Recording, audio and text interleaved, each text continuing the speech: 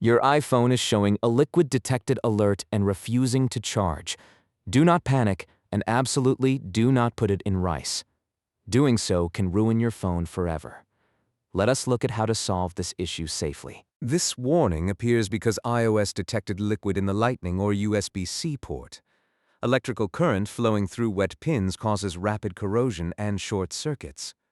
To protect the hardware, your iPhone disables power input automatically. The first and most important step is the dry protocol.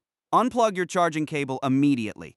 Gently tap your iPhone against your hand with the connector facing down to remove excess liquid.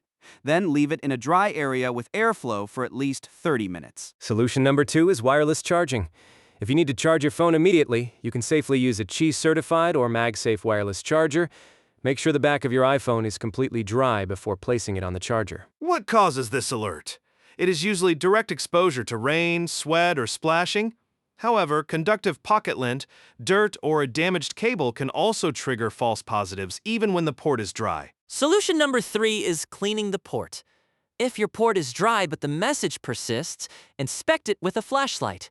Use a clean, soft bristled brush or a wooden toothpick to gently clear out any pocket lint or debris. Solution number 4 is system troubleshooting. Perform a restart on your iPhone to clear any temporary software glitches.